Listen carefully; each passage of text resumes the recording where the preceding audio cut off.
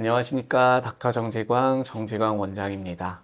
오늘 주제는 유방암을 진단받은 분들께서 가급적이면 하지 않으셨으면 하는 행동들에 대해서 다뤄볼까 합니다. 서울대에서 이제 교수로 진료를 할 때도 오늘 진료를 볼 때도 그렇고 간혹 치료에 도움이 되지 않는 행동들을 하시거나 막연하게 치료에 대해서 되게 무서워하시거나 아니면 이제 본인이 뭔가 추구하는 가치관에 차이가 있다거나 이런 문제들로 인해서 정상적인 표준 치료의 과정을 밟지 않는 분들이 계십니다. 오늘 진료만 해도 이제 사실 그런 분이 한 분 오셨는데요. 38세 여성분이신데 이분은 사실 진단 당시에는 호르몬 양성 유방암 그리고 추정 병기는 1기에서 2기 정도 비교적 초기 유방암으로 이제 추정이 되셨어요. 당시에는 림프절 전이나 이런 소견들도 당연히 보이지 않았던 분이신데 이제 오늘 6개월 정도 지난 시점에서 다시 저희 병원으로 오셨는데 왼쪽 가슴이 이제 안쪽 위쪽에 국한돼 있었던 이제 암병변이 왼쪽 가슴 상측 절반을 거의 이제 침범할 정도로 암병변이 이제 자라고 새로 생겼고요. 그리고 이 갈비뼈 사이사이에 또 림프절들이 있어요.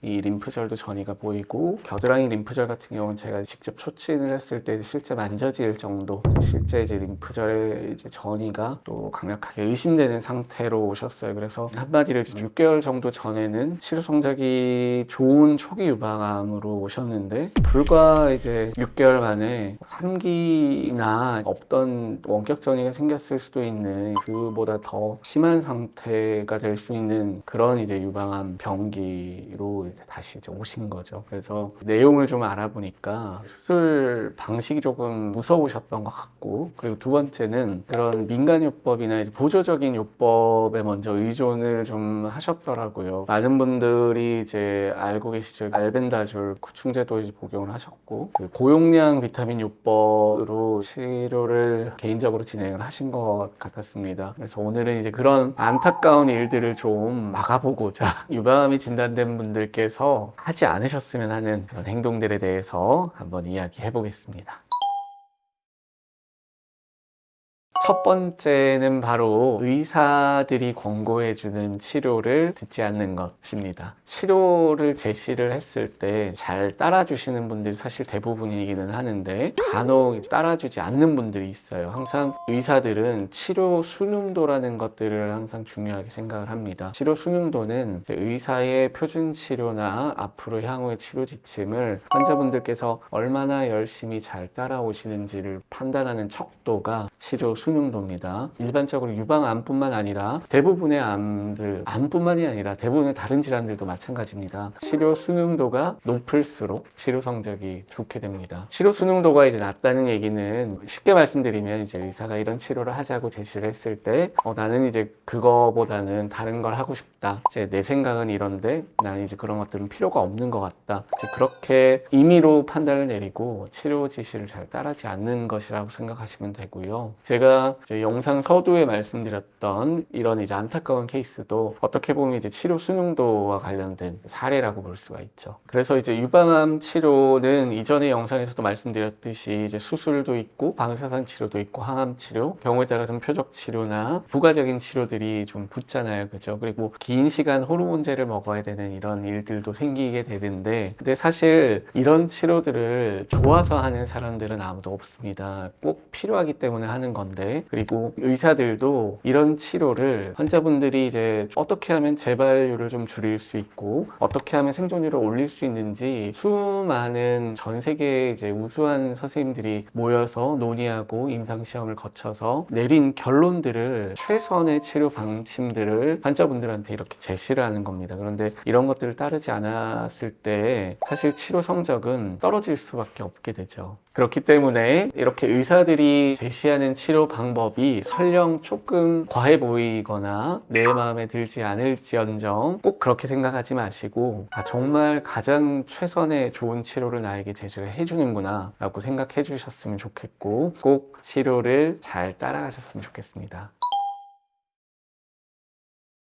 유방암이 진단된 분들께서 하지 않으셨으면 하는 행동 중에 또 하나는 검증되지 않은 식단을 드시거나 일반적으로 민간요법으로 알려져 있는 그런 비과학적인 것들에 대해 맹신하시는 것을 피하셔야 합니다. 식품류는 항상 이제 주의를 하셔야 되는 게, 흔히들 우리가 이걸 먹으면 몸에 좀 더 이제 좋다, 뭔가 항암 효과가 있다, 항염증 효과가 있다, 이런 것들인데, 사실 이제 유방암 치료를 앞두고 계신 분들께서는 가급적이면 이런 버섯이나 한약재나 뭔가 이제 성분이 확실하지 않은 식품들 같은 경우는 좀 더 조심을 하시는 게 좋은데요. 그 이유는 이제 이런 음식들이 내 간 기능을 악화를 시킬 수가 있게 되고, 간 수치가 이제 올라가게 되면, 내가 만약에 정말 항암 치료가 필요한 순간이 오거나 항호르몬 요법으로 인해서 이제 장기간 호르몬제를 복용해야 되는 순간이 왔을 때, 내 무너진 간 기능으로 인해서 내 생존율을 올려주는 치료에 영향을 받을 수가 있습니다. 그렇기 때문에 어느 정도 이제 식단에는 좀 주의가 필요하죠. 근데 보통 사실 이게 일선에서 진료를 해보면 실제 이제 많은 분들께서 어떻게 먹어야 될까요? 거기에 대해서 이제 되게 많이 질문을 주세요. 근데 사실 서울대병원 유방센터 선생님들뿐만 아니라 다른 이제 많은 센터 선생님들도 그냥 크게 부담 가지지 마시고 그냥 평소에 드시던 것들 잘 챙겨 드셔라, 이렇게 말씀을 드리는데요. 그 말인즉슨 식단이라는 것은 항상 핵심이 치료가 아니에요. 그러니까 식단은 내 건강을 유지해주고 내가 생활할 수 있는 에너지를 만들어주는 영양 공급원이지, 이 식단으로 인해서 내가 항암의 효과를 누린다든지 아니면 암의 크기를 줄인다든지 이런 치료의 효과를 누릴 수는 없다라고 생각을 하시면 될 것 같습니다. 사실 이제 이 얘기의 핵심은, 뭔가 먹었을 때 내 치료의 효과를 줄 수 있는 그런 기대를 좀 버리시고 그냥 평범하게 일상에서 내가 해오던 것들을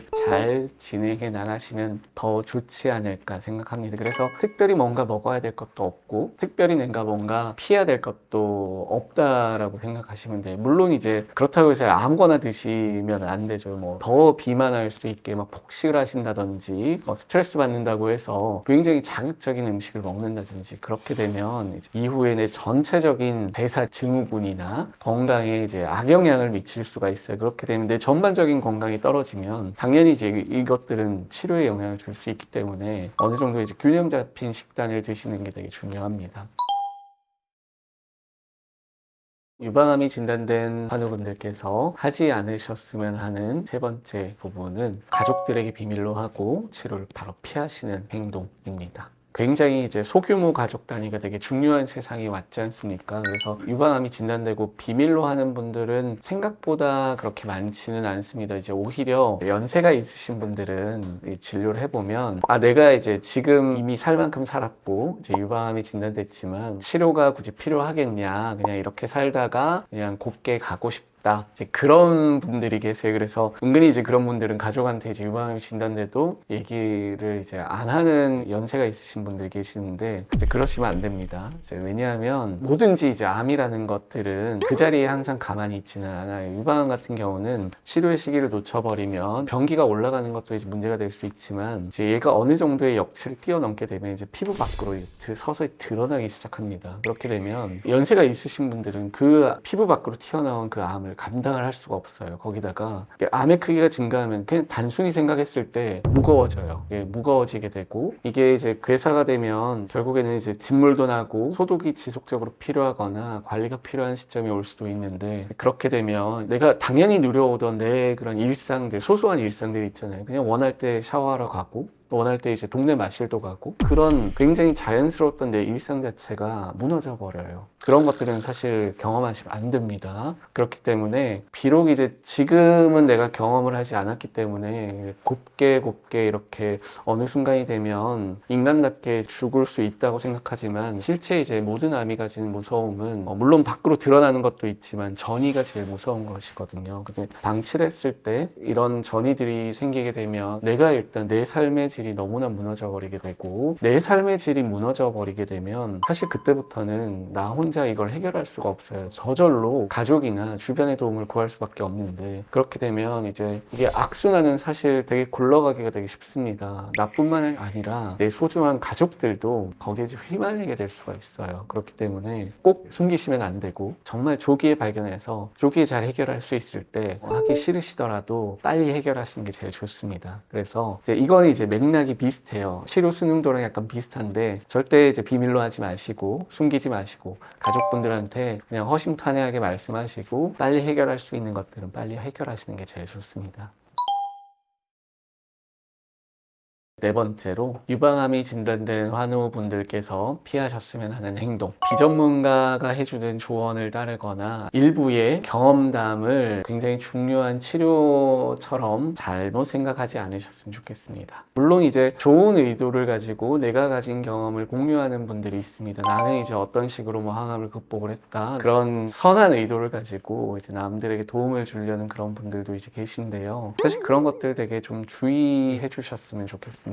이제 왜냐하면 부분이 전체를 대변을 할 수는 없어요. 그리고 그런 분들의 치료를 딱 자세히 뜯어보면 의사들이 이제 제시했던 치료들을 대부분 다 모두 다 완수한 분들입니다. 그래서 의학적으로 검증되고 정말 이제 이걸 했을 때 하지 않은 사람들이랑 생존율과 재발률이 차이가 입증된 것들이 이제 치료지, 그런 것들이 중요하지 내 경험상 이걸 하니까 좋았다더라 이제 이런 것들이 사실 치료가 될 수는 없습니다. 어떻게 보면 이제 나는 걸어가지 못했는데 남들은 미리 걸어갔던 길이다 보니 이제 이렇게 하면은 도움이 되겠지라고 생각하시는 분들이 이제 있을 수 있는데요. 도움이 안 되는 경우가 사실 대부분이니까 적당히 좀 이제 내가 취할 것은 취하고 꼭 이제 이런 것들을 해야 된다 이런 건 없으니까 나에게 주어진 치료부터 잘 완수하시는 것들을 권해드립니다. 사람은 누구나 똑같습니다. 저도 이제 비슷한데 무지에서 오는 그런 막연한 공포감이 있어요. 내가 잘 모르기 때문에. 암은 그렇잖아요. 내가 앞으로 죽을 수 있기 때문에 이제 거기에 대한 공포감이 굉장히 많고, 많은 분들이 지푸라기라도 잡고 싶다 이제 그런 심정으로 이제 이런 많은 정보들을 얻으려고 하는 것들 잘 알고 있습니다. 그런 이제 불안한 마음은 아시겠지만 그 불안감을 사실 가장 잘 해소해 줄 수 있는 것들은 여러분들을 치료해 주시는 의사 선생님들이십니다. 그렇게 이제 나와서 여러분들에게 많은 조언들을 해주는 분들은 실제 여러분들의 인생을 대신 살아주는 분들도 아니고, 여러분의 치료의 성적이 떨어졌을 때 거기에 대한 책임을 져주는 사람도 사실 아닙니다. 그래서 이제 너무 경험남이나 비전문가들이 주장하는 그런 보조적인 요법들에 대해 너무 이제 휘둘리지 않으셨으면 좋겠습니다. 가장 중요한 것들은 이제 내가 이제 살아가고 있는 현실이고 내가 받아야 될 치료입니다. 모든 것들이 이제 과하면 힘들어지듯이 이게 치료에 도움이 될지 도움이 되지 않을지도 미지수인데, 거기에 대해 너무 많은 노력과 시간을 투자하지 마시고 그 노력과 시간을 본인의 내 스스로의 건강, 그리고 내 주변에 내 치료를 도와주는 소중한 가족들, 나를 이제 직접적으로 도와줄 수 있는 주치 교수님에게 잘 투자하셨으면 좋겠습니다. 그러면 여러분들께서 원하시는 훌륭하고 좋은 치료 결과들 잘 얻어가실 수 있을 것이라 생각합니다. 오늘 준비한 영상은 여기까지입니다. 시청해주셔서 감사합니다.